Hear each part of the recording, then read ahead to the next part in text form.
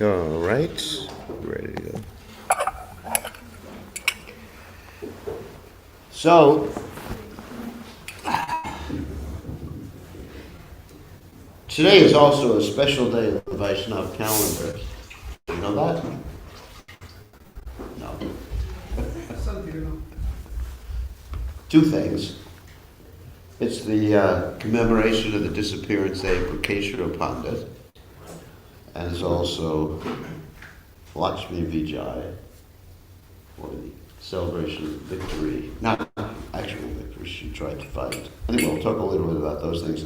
So before class, we're going to chant the prayers of the departed Vaishnava, since it's Bir Krishna Pandit's disappearance day, or commemoration of the disappearance day. So, hope that's all right for everybody. Is that right? Great.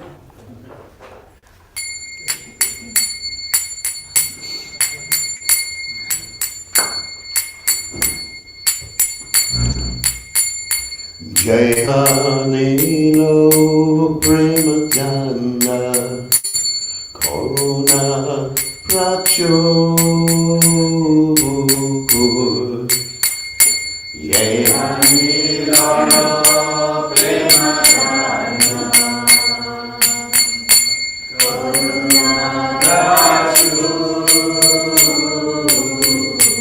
Jai Nilo Prema Jana Kuna Pracho Janilo Prema Jana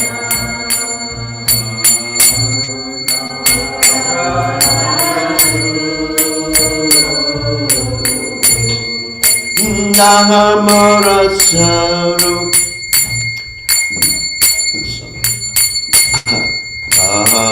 Mola Swarupa Rupa Asana Charatan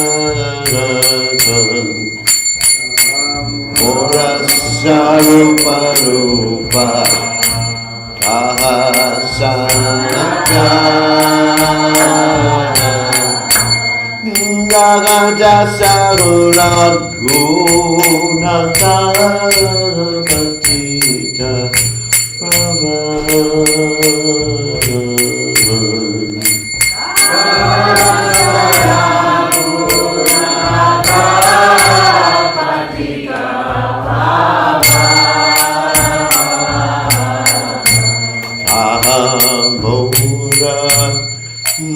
Matajuga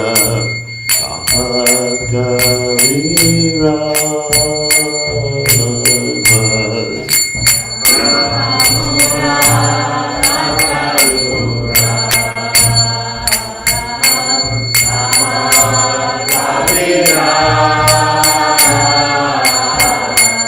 Ekakale Kotagela Doranatara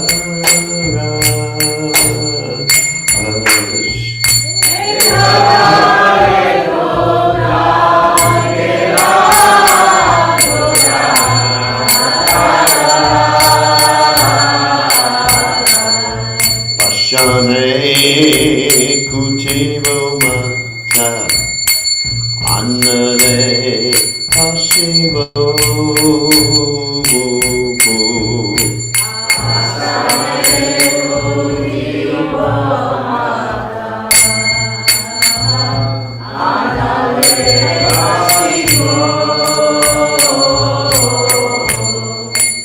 Ganga Gunera Nene Kotakile Prabhu.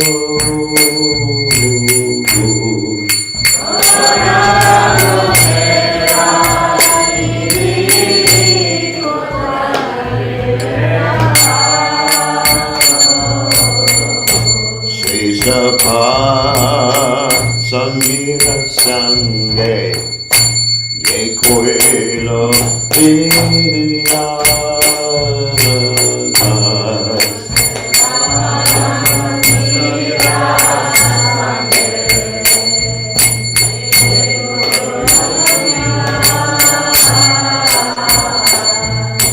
Se Sangana Paya Kande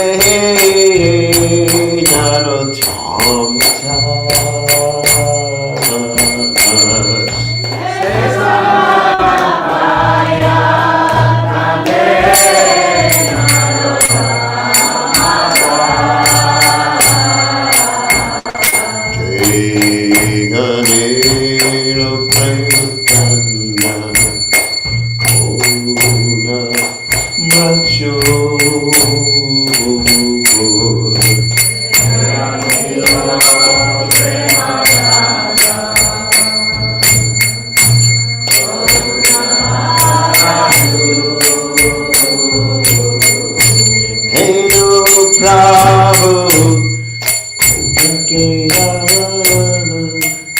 Acharya Thakur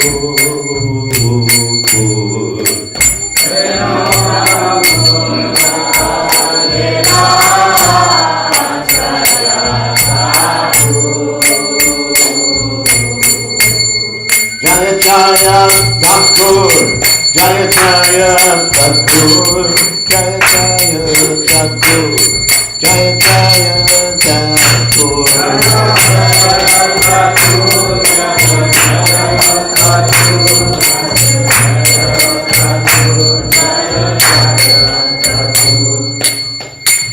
Jai Om Vishnupad Paramahansa Paravidikacharya Osateta Satashi Shimad His Divine Grace Abhaya Chalanam Bhaktivedanta Goswami Srila Prabhupada Ki Jai.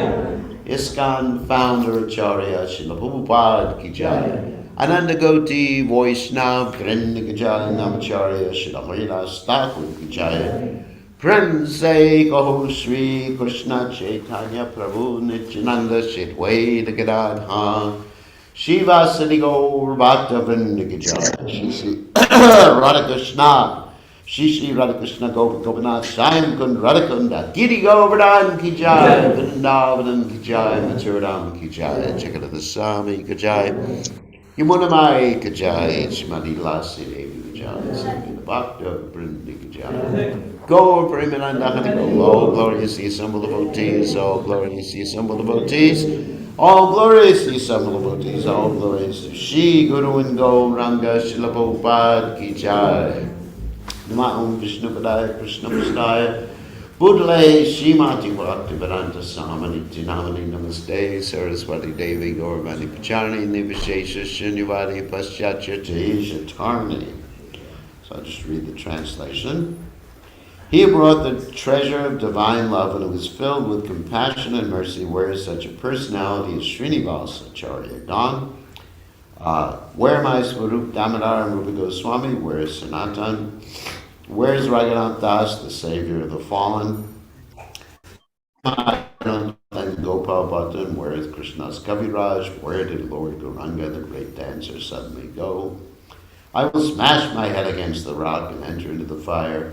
Where will I find Lord Gauranga, the reservoir of all wonderful qualities, being unable to obtain association of Lord Gauranga, accompanied by all of these devotees whose association he performed his pastimes, Narada Das simply weeps. So, Om Gananjanandasha Gananjana Shlagaya Chakshun Meditam Yena Tasmai Shigurve Namaha. So before we go on to Bhagavatam, thank you. You're very kind. Before we go on to Bhagavatam, I just want to mention something about these different pastimes that occur today. So first we're going to talk about Keshara Pandit, whose disappearance day is today. And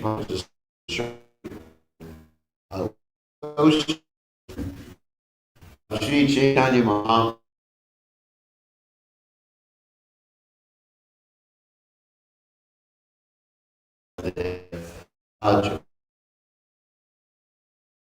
so he was Tunga Vidya Gopi in the Braj pastimes. That's one of the Astasaki gopis.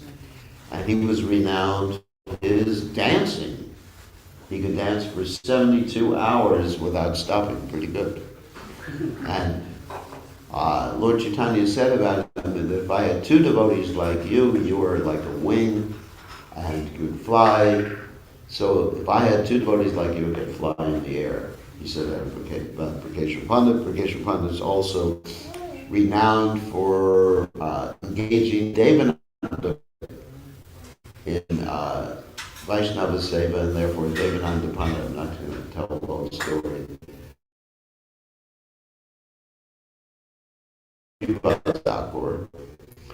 Because he served Prakeshwar Pandit. So today is and one other thing. It's the Radhakant are the names of his deity, and there's actually a temple in Radhakant dedicated to Prakeshwar Pandit. Shri Radhakant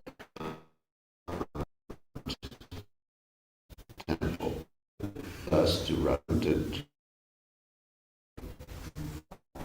We're having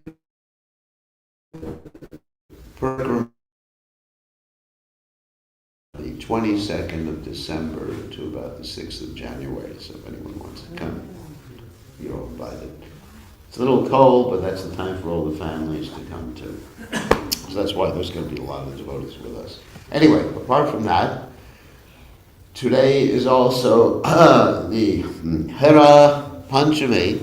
That's an interesting story. Hera Panchami means the 5th day of the goddess of fortune. So in brief, there's the Jagannath Rath Yatra. And this Jagannath Rath Yatra signifies the Lord going to Vrindavan and leaving Dwarka, that is, leaving his wife, Lakshmi, the goddess of fortune, and going for a walk. He doesn't tell her, of course, that he's going to Vrindavan, which is the Gundicha temple. He just says, I'm going for a walk, but after 5 days she starts to get upset because he hasn't come back yet. So she gets a little jealous. And she figures that he's in Vrindavan with his girlfriends.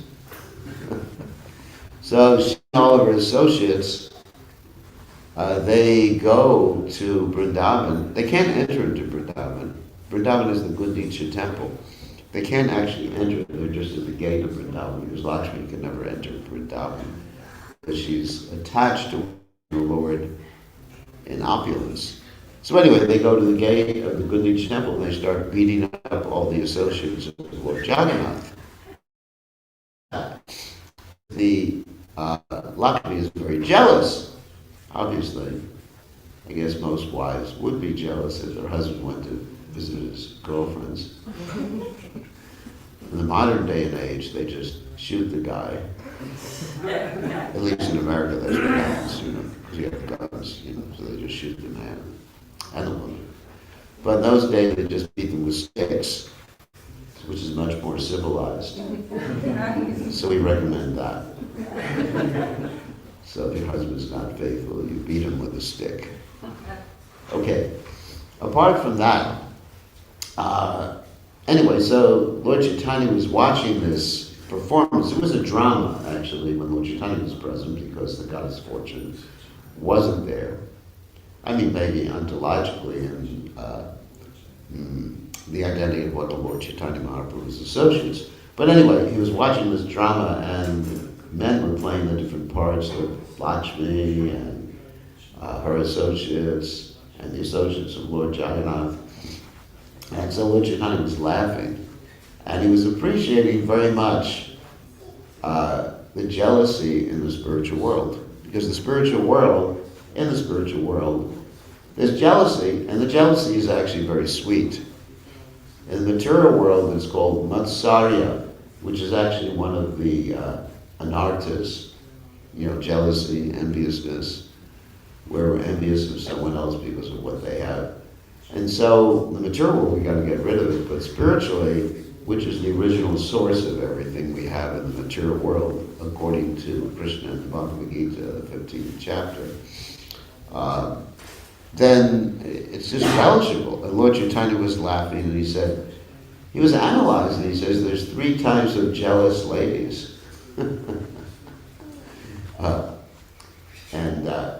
One manifests her jealousy, and the other one doesn't, and the other one is mixed. So, what does that mean? The one that manifests, that's easy to understand. She just goes with a stick and beats up her husband or lover. And the other one, who's sober, is restless, sober, mixed.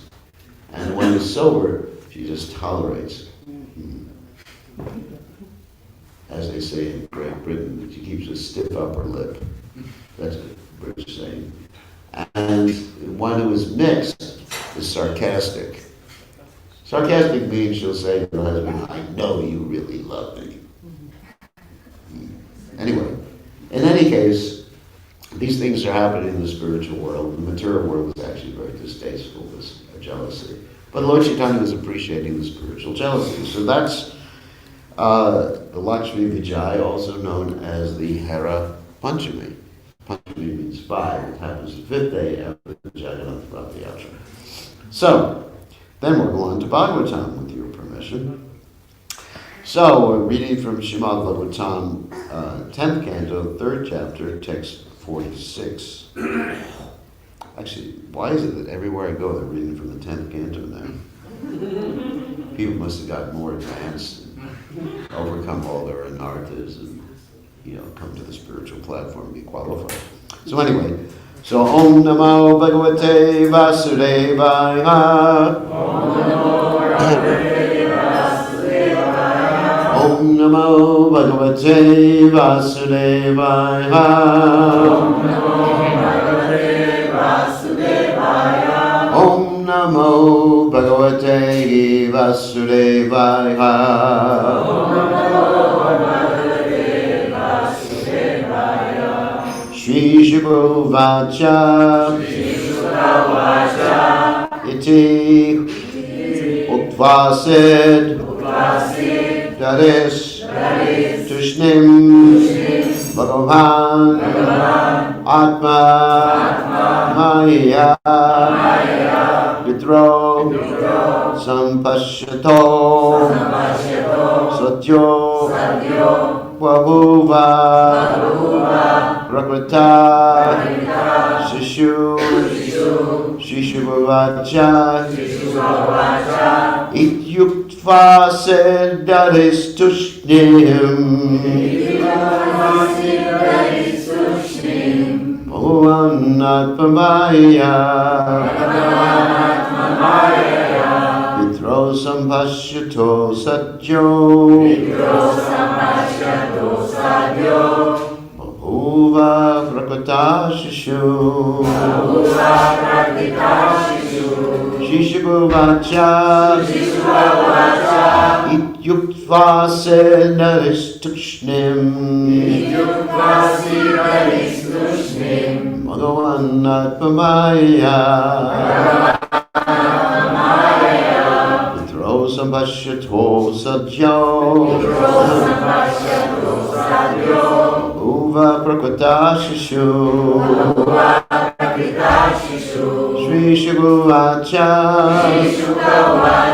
Ityuktva Sedaris Tushnim Bhagavanatmamaya Vitro Sampashyato Satyo Uva Prakrita Shishu. Okay. Shishuka Vacha Ityuktva Siddharistushnim Bhagavan Atmamaya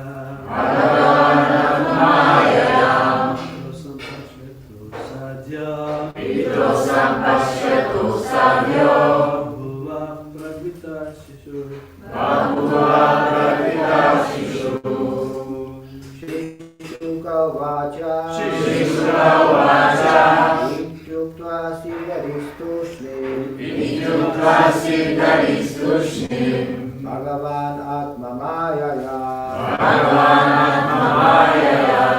Pitro Sampashyato Sadyo Bhaguva Prakritakshishu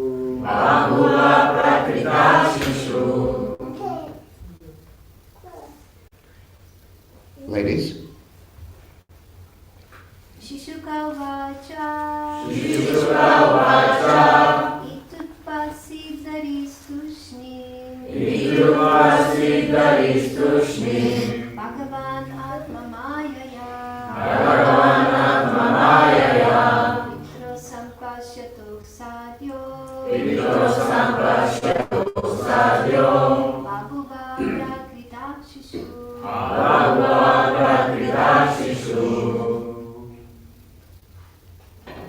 Shishuka vacha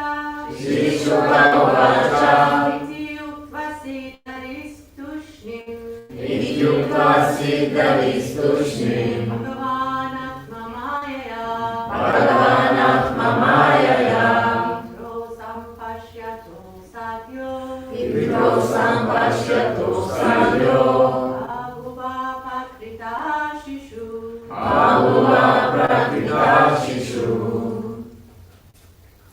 Alrighty. Shri Shibu Vacha. Shri Shukadev Goswami said. Iti Uttva. After instructing in this way. I said. Remained. Hari. The Supreme Personality of Godhead. Tushnim. Silent.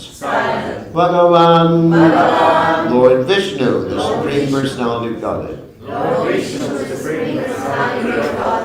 Atma Maya. By acting in his own spiritual energy.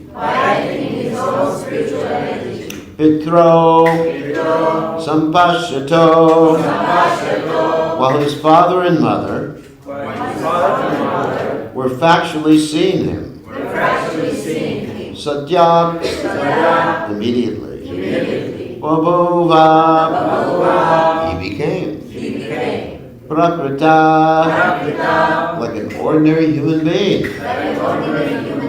Shishu. A child. So translation. Shukadev Goswami said, after thus instructing his father and mother, the Supreme Personality of Godhead, Krishna, remained silent. In their presence, by his internal energy, he then transformed himself into a small human child. In other words, he transformed himself into his original form. Krishna's to Bhagavan Swayam. That's from the Bhagavatam 1.3.28. So, purport by His Divine Grace, A.C. Bhaktivedanta Swami Srila Prabhupada Ki Jai. As stated in Bhagavad Gita, 4th chapter, text 6, Sambhavami Advamaya. Whatever is done by the Supreme Personality of Godhead is done by his spiritual energy.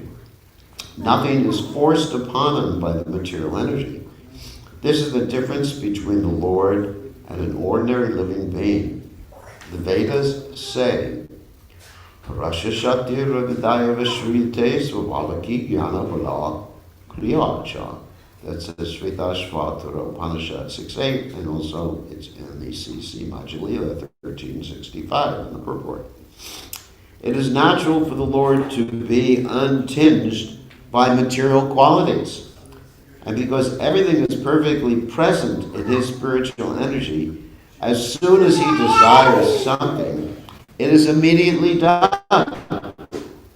The Lord is not a prakrita shishu, a child of this world, but his personal energy he appeared like one. Ordinary people may have difficulty accepting the Supreme Controller God as a human being, because they forget that he can do anything, everything, by spiritual energy, Atma Maya. Non-believers say, how can the Supreme Controller descend as an ordinary being?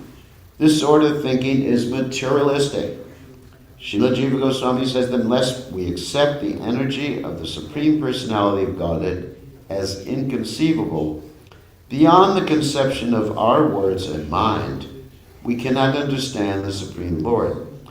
Those who doubt that the Supreme Personality of Godhead can come as a human being and turn himself into a human child are fools who think that Krishna's body is material and that he is born and that he therefore dies.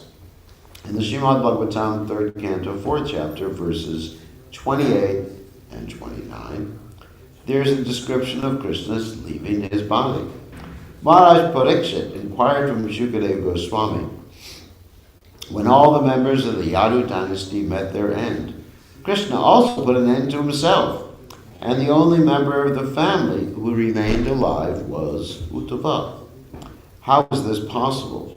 Shukadeva Goswami answered that Krishna, by his own energy, destroyed the entire family, and then thought of making his own body disappear. In this connection, Shukadeva Goswami described how the Lord gave up his body. But this was not the destruction of Krishna's body, rather it was the disappearance of the Supreme Lord by his personal energy. Actually, the Lord does not give up his body, which is eternal, but as he can change his body from the form of Vishnu to that of a ordinary human child, he can change his body to any form he likes. This does not mean that he gives up his body. By spiritual energy, the Lord can appear in a body made of wood or stone. He can change his body into anything because everything is his energy. Parasha Shaktir Vedadaya Shrite Swabhavaki Yanavalakricha Chaitanya Charitamrita Manjali 1365 purport. That's also in the Upanishads. As clearly said in the Bhagavad Gita, 7.4, Bina Prakatir Ashtada, means the eightfold material elements are Krishna's elements: earth, water, fire, air, ether, mind, intelligence, false ego. The material elements are separated energies of the Supreme Lord. If he transforms himself into the Archa Murti, the worshipful deity, which we see as stone and wood, he is still Krishna.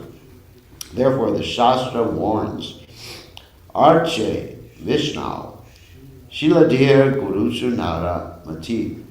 One who thinks that the worshipful deity in the temple is made of wood or stone, one who sees a Vaishnava Guru as an ordinary human being, or one who materially conceives of a Vaishnava as belonging to a particular caste is Naraki, that's right, a resident of the hell.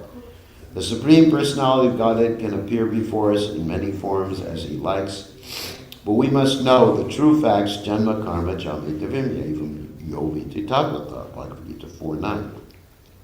By following the instructions of Sadhu, Guru, and Shastra, the saintly person, the spiritual master, and the authoritative scriptures, one can understand Krishna and then make one's life successful by returning home back to Godhead. Srila Prabhupada Ki Jai. Sri Shubhavacha it Yukwa Siddhar Tushnim Bhagwan Amaya Pitros Yo Babuvas Bhagavata Shishu. So Om Gana Tivadanda Shah Gananjana Shlakaya Yakshur Unmiritam Yena Tasmai Shigurave Namaha. So I'm going to be able to comment on a few things here. There's a lot of points here. So the first thing is, we hear how the Lord changes his body. Now let me be more specific about the language. The Lord doesn't change his body. He changes the way that people perceive the self-same body. I just want to really be specific about this and unpack what Srila Prabhupada said. Because if we say the Lord changed his body, that would mean just like we change bodies. So he's always, he's not situated in his body, he is his body. There's no duality. In the material world, we have what? Duality. We are not our bodies. However, in the spiritual world, we are our bodies. You know, one sense, sometimes we hear you take a spiritual body, but that spiritual body is you. You take the spiritual body and give up the spiritual body. It just becomes covered, dormant, that aspect of ourselves. Just like when we're sleeping, we forget who we are. And when we forget who we are, sometimes because we're in such illusion, when we wake up, it takes a few hours to remember who we are, where we are. Just like last night, I got in really late, and so I woke up in the morning, where am I? Oh, Slovenia. That's nice. 1 block from the temple, okay, that's good. So, it didn't take me that long, it was like half an instant. I'm not that bad. So, but anyway, it's there, but we've just forgotten it.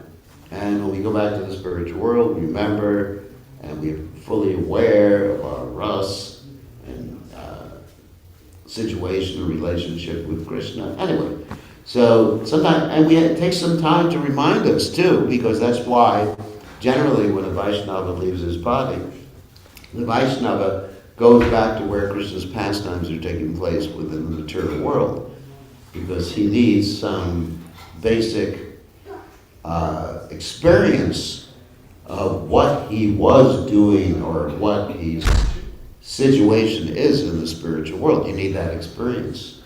So you could just like, hey, wake up. Just like if someone has amnesia, that takes some time. Amnesia means forgetting who you are. It takes some time. You have to have some experience. Your friends, your relatives come up to you and say, hey, Maharaj, you were a devotee in the Hare Krishna movement. And your name was such and such. Hey. And then after about a few years, you remember who you were. You were my Guru Maharaj or something like that. Hopefully it doesn't happen to any of us. So, anyway, so Krishna and his body are non-different. There's no duality. Material world is duality. You got that? So Krishna doesn't change his body technically. He changes the way that people perceive him. Like an expert, or here's another example, like an expert dramatist, or we say actor, can change the way he looks. He doesn't change his body, right? Like, we have some favorite actors. I'm sure you all have some favorite actors, right? Okay. I do. Well, probably they're all dead by now. Anyway. But they were in many different roles, in many different movies. And you'd always point out, hey, that's so-and-so playing this role or that role. So that's an actor. And with acting, there's this theory of acting called the method acting or Stanislavski method. Anyone studied that? No. Where you actually get into your role, right?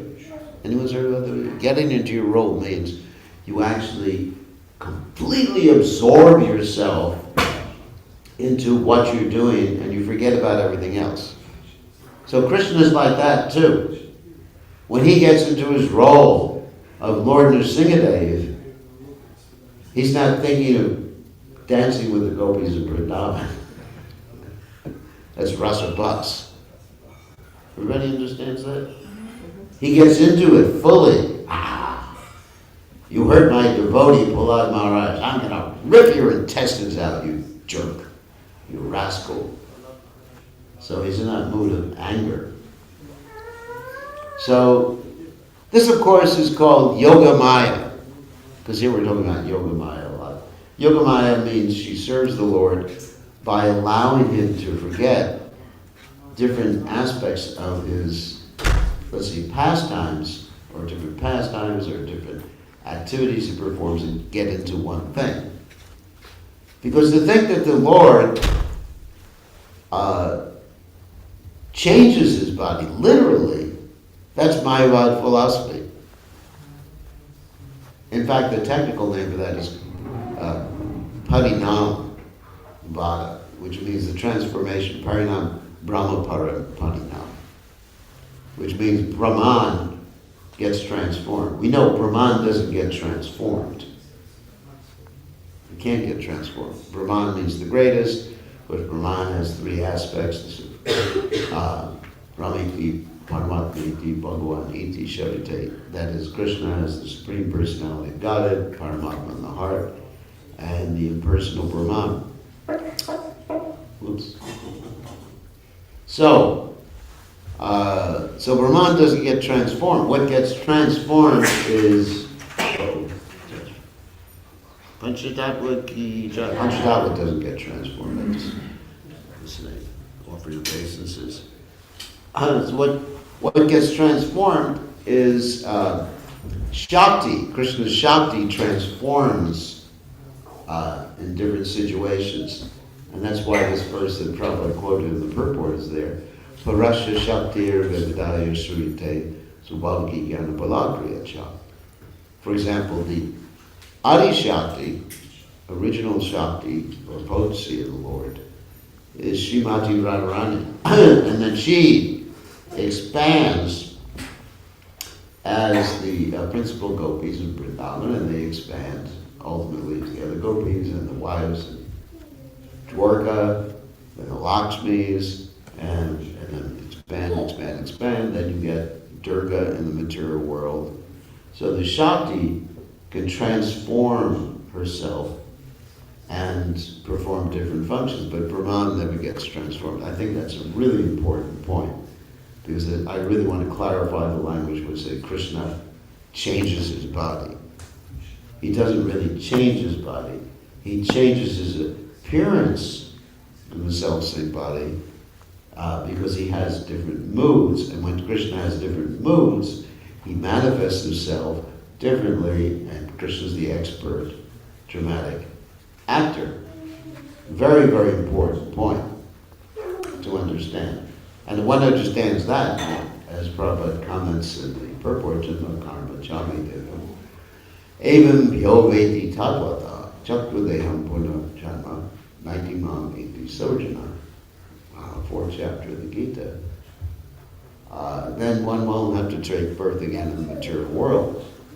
So, the interesting thing is, okay, we already talked about Krishna can manifest himself in different ways, but the interesting thing is that Krishna manifests himself in unlimited ways, simultaneously in limited circumstances, which is actually what Prabhupada commented here as a chincha. One has to understand the Lord's and the Lord and his potencies are inconceivable. What does that mean? Okay, I'll explain that in clear language. That Krishna is there in Vrindavan dancing with the gopis in some universe and also in the spiritual world. Krishna in some universe is tearing apart Hiranyakashipu as Lord Nrsingadev. Krishna in some universe is attacking Ravan. Krishna in some universe is just being born, as we're hearing. Krishna in another universe is acting as a fish, Matsya. Another universe he's acting as a tortoise, Kurma. And Prabhupada says that Krishna has as many appearances, avatars, as waves of the ocean, which means unlimited.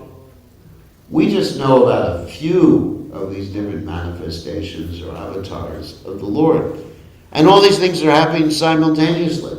And they're all the same person.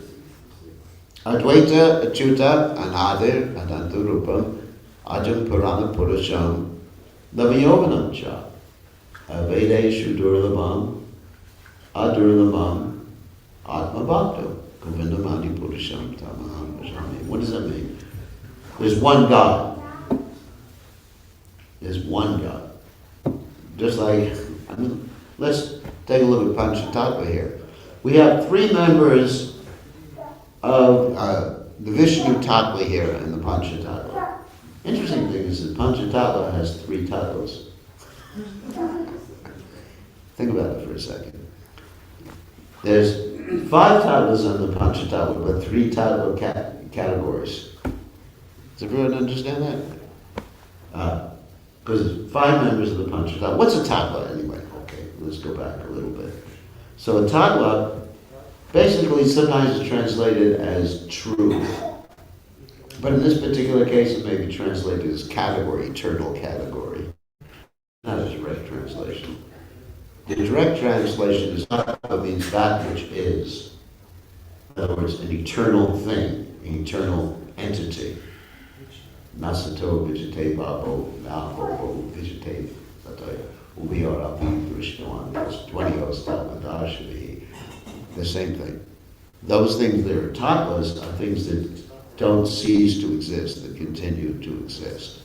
So, so Panchatattva, let's go back to Panchatattva.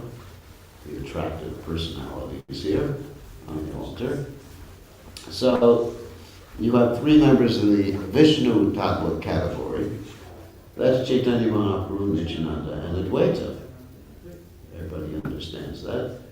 And then one Shanti Tattva, let's get out our Bir Goswami.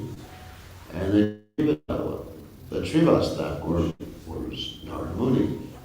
So, apart from that, or let's talk about the 3 Vishnu Tattva personalities on the altar. Lord Chaitanya, Lord Nityananda, and Advaita Acharya. They're actually all the same person.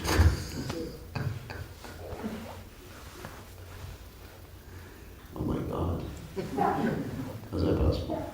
So, but acting simultaneously in different moods, and not only that, not only in different moods, but they're all in the same place at the same time.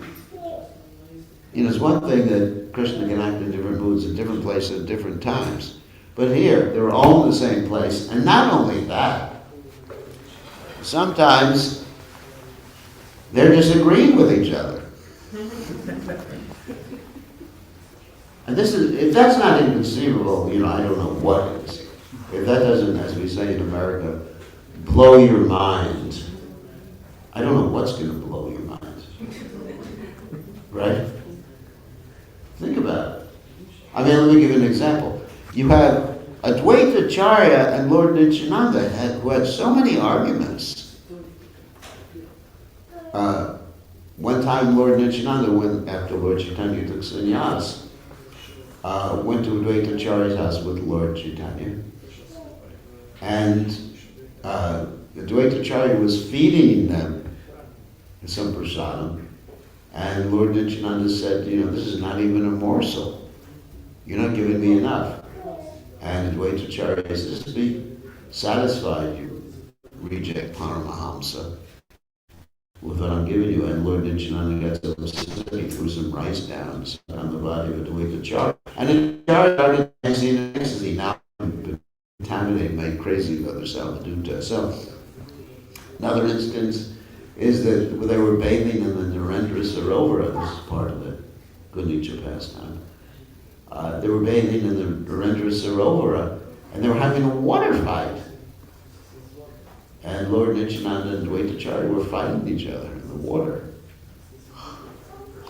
And then as far as Lord Chaitanya and Advaita Acharya, this is interesting, that Advaita Acharya, he wanted to be respected by, he wanted Lord Chaitanya Mahaprabhu to disrespect him, because Lord Chaitanya was naturally respecting Advaita Acharya, as Advaita Acharya was the senior Vaishnava.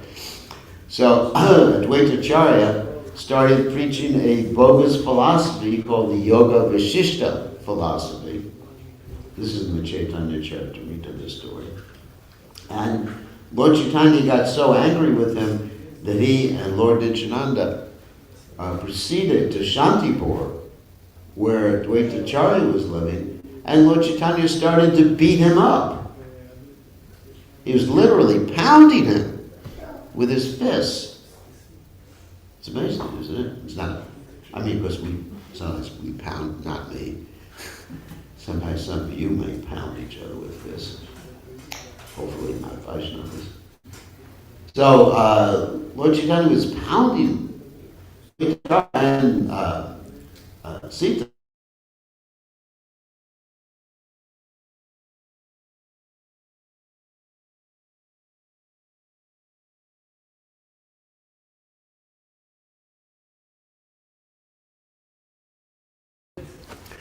So, Advaita Acharya and Lord Chaitanya.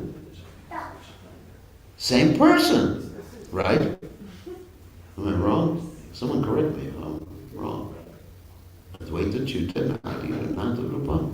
In different moods, having pastimes with each other. That is so fantastic. You may say, as Prabhupada says, how can that be possible? Having a pastime with yourself. I mean, I've heard of people having multiple personality disorder, but they can only be one person at one time. I've had experience with people with multiple personality disorder. And for various reasons, they have that. But they're only one person at one time. They switch from one person to another. So here, different manifestations. I mean, they're same body, same person, same place. They're interacting with each other. Wow. So you may say, yeah, impossible. No! God can do anything. He can do anything he wants. He's out to karma. He gets what he wants when he wants, which is what Prabhupada said in the purport. We don't get what we want when we want it. We may not even get what we want later on when we don't want it. It's like there's this bogus philosophy. There's a movie called The Secret. I don't know if any of you heard about it.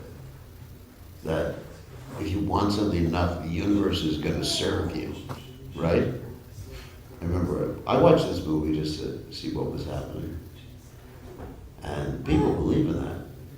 If you want something enough. Well, you have good karma, you may get what you want after some time. But the Lord gets it instantaneously because his energies are first-class servants. So we shouldn't be incredulous and think, this can't happen. Anything could happen when you're dealing with Krishna. Anything could happen. Just like Prabhupada said, when people say, how can Krishna marry 16,108 wives? Well, Prabhupada said Krishna only had 16,108 wives. It was nothing for him. Everybody is Prakriti in relationship with Krishna. I mean, if you look, I mean, even the material energy, the material energy is even inconceivable. Just like one of the things I like to do, of course, it's connected with Krishna consciousness, so, because it helps me explain Krishna consciousness to people who are scientific. I like to investigate different aspects of the material creation, like microbiology and, plant stuff, all sorts of things. It's really interesting. Just like I was watching a movie the other day about mushrooms. Don't worry. Myceliums, actually, technically speaking. And I'm just thinking how amazing this material energy is. How much more amazing Krishna must be. Just like just talking about a mushroom.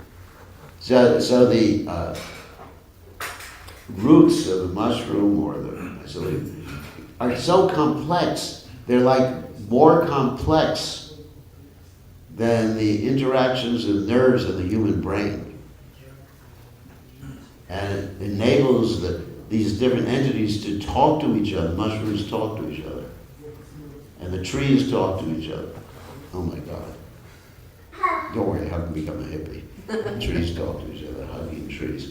So anyway, but it's just, when I hear these things, it just reinforces my faith that someone has designed these things, and it's inconceivable because no body that I know of, other than Krishna, could have designed anything so absolutely complex. Whether we're talking about on the microcosmic scale or macrocosmic scale, it's absolutely inconceivable. So then what to speak of Krishna?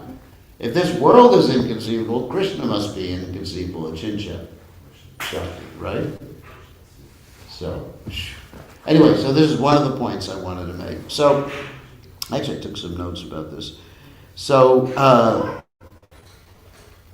let's talk about the word Atma Maya.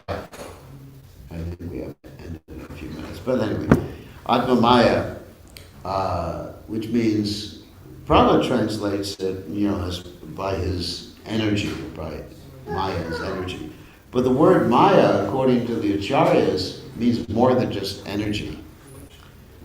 Listen to this, tell it important how the intelligent phrases are. It means own will. It means illusion. No, because when you use the word Maya in relationship to illusion, we say, you're in Maya.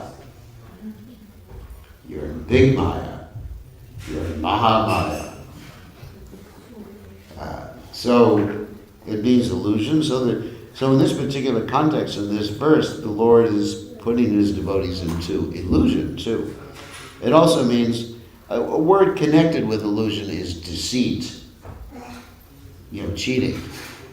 Like Prabhupada says that Maya cheats us. Krishna is cheating us with this Maya or this illusory potency. How is he cheating us? He's making us think. Like an expert hypnotist can make us think we're an animal. Sometimes you see these stage hypnotists and they hypnotize someone and say, you're a donkey. And the person gets down on his hands and knees and starts braying like a donkey. So Maya's hypnotized us, tricked us, illusioned us, thinking with this body we start acting we are this body.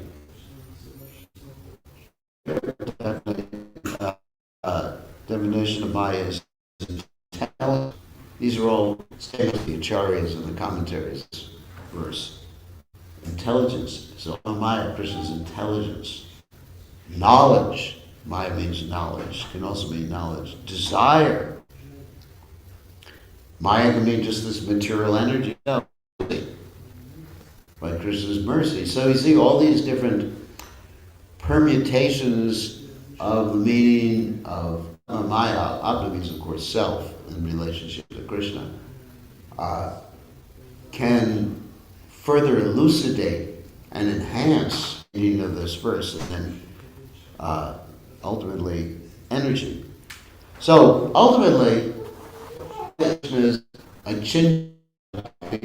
He's the first servant personality, and as we mentioned before, Krishna is Aptakama. The reason he's Aptakama is because he gets what he wants when he wants it. And first class servant means Krishna's energies know what Krishna wants. Krishna doesn't even have to tell him what he wants. As explained elsewhere by Srila Prabhupada, a first class servant is like that. Second class servant does what the master wants after they're asked, gladly. Third class servant does what the master wants, but with a grudging mood. And 10th class servant doesn't do what the master wants. So all these energies are just Krishna's energies, and he just wants something and everything's happening automatically, and it's so beautiful, and Krishna's Achincha, Krishna's energies are Achincha, and the whole is Achincha, and it's so wonderful. What can I say? And then Krishna. So anybody have any questions or comments? Yes? I have a question. You were speaking. You were speaking about the form, the body. That Krishna is his body. Yeah. It's not like we, when we are here, we are different from the body. And you also mentioned, if I'm not wrong, that also when we are Yes, so there's no duality. modality. So my question is, why is in the Vedic literature stated the size of the soul, like 1/10,000 of the tip of the hair, Okay. if in the spiritual world, obviously it's much bigger, the real, right? Yeah, obviously. Well, actually, the spiritual world, it has no material dimensions either. But let me explain the 1/10,000, the tip of the hair, just to be a little scientific in this regard. I don't know if anyone here has studied mathematics too much, but when you have does anyone know what a point, actually, none will know this. What are the dimensions of a point? You have a PhD. No dimension. What? That's no dimension. No dimension. A point in space is a theoretical point in space with no dimension. This is what you're talking about, mathematical. This is what we study at the university. So when you take, let's say you take a cross-section means, let's say here's a hair. You're talking about the tip of the hair. And you take a cross-section, you move up and up and up and up and up and up and up to then ultimately you just get to a point in space, isn't it? Yes. If you have, let's take a pin, that's easier to understand than hair. But, you just go, but even with hair, like you go through the atoms, the molecules, whatever hair is made out of, I don't know. I've never analyzed hair. I just try to get rid of it. So you go up and up and up and up, cross-section, what's called cross-section. And you finally get to a point. A pin would be easier to understand in this regard. And that point has no dimensions. So the point is actually the soul has no material. There's nothing material about the soul, so how can there be any material dimensions? So that example is used in the Upanishads to illustrate that there's no material dimensions to the soul. It cannot be measured. Otherwise, if there was something material, it could be burnt by fire or withered by the wind or something like that. You could just put it, whoops, what happened here? Ooh. Anyway, at least they got the rest of the class. So, anyway, may still go on. So if it had material dimensions, then it would be subject to material conditions. So, just like in the spiritual world, there's time, but there's no material time. So in the spiritual world, there's spiritual dimensions, but they have nothing to do with material dimensions. What that means, don't ask me. All I know, it's a different category. These things, I'm still on. These things to me are inconceivable. And basically, like Lord Brahma said, others may say they know Krishna, but I don't. So all I know is I love Krishna, he's nice. He's a nice guy, And I love Panchatattva, love Prabhupada, as far as, even if one tries to understand the mind and the intelligence of a pure devotee like Prabhupada, that's like hellish intelligence, you can't even understand that. What to speak of Krishna's nature, what to speak of the nature of his energies. I can't even understand an atom. The scientists can't even understand an atom after research for so many years, isn't it? Ananta, isn't it true? An atom or a molecule or the subatomic particles. People, just like talking about quantum mechanics. The scientists say, if you say you understand quantum mechanics, you don't. Because nobody understands it other than Krishna. So it's just, to me, everything is inconceivable. How I'm sitting here moving my hands and talking, it's just inconceivable. But at least I have emotions that I, feelings towards Krishna and the devotees that I can conceive of. I can understand a little talk about, little information about Sambandha Gyan. That I understand. But, and I know a few of Krishna's pastimes, but not much. One has to be a little humble. It's a very humbling experience to come to that conclusion, isn't it? We all think we're so brilliant and know so much, Bhakti Shastri, Bhakti Vaibhava, Bhakti Vedanta, Bhakti Sarvabhauma, I know everything. No. The more you study, the less you know. The less you know that you know. Isn't it? This is like, oh my God, what did I get myself into in this religion? But that's God. That's really faith in God. If you don't have God as being inconceivable, if you don't understand that, you have no faith. Because you don't think he's God. You think he's just like an ordinary person. Okay, one other question before we end. It's time for prasad, and I've been up all night. So, austerities. Yes? Hare Krishna Maharaj. I have this question. For example, on our planet, on this planet, when Lord Krishna appeared, was the Dwapar Yuga.